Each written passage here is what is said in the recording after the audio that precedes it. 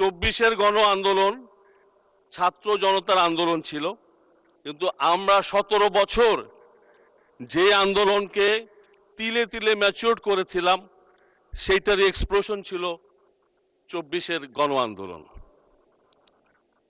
আমি মনে করি যে এই আন্দোলনের অর্জিত সাফল্য এটা আমাদের সবার। আজকে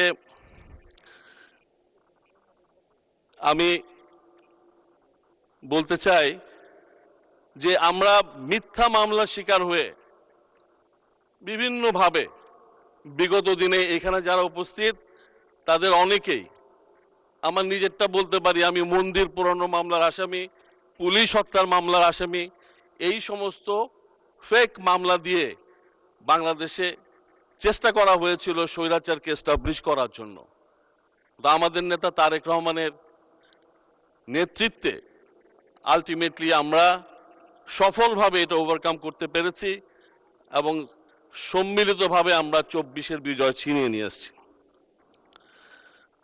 সেই জন্য অবশ্যই 24-এর আন্দোলনের সেই শহীদান আবু সাইদ ওয়াসিম সহ সবাইকে শ্রদ্ধার সাথে স্মরণ করি।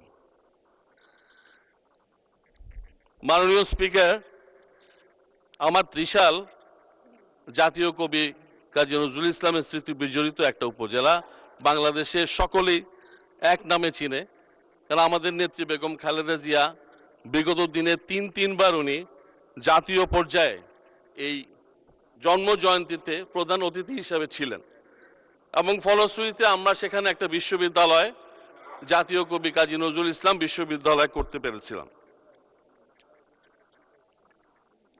আমরা এবারও ইনশাল্লাহ আগামী 25শে মে, 11ই জ্যৈষ্ঠ নজরুল জয়ন্তীতে আমাদের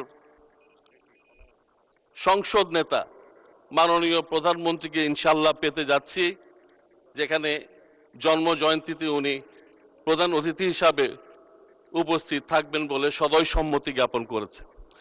সারা ত্রিশালবাসী সহ সারা ময়মনসিংহ, বৃহত্তর ময়মনসিংহবাসী সবাই আজকে আনন্দে উদ্বেলিত ওনার মাননীয় প্রধানমন্ত্রীর এই সিদ্ধান্তে।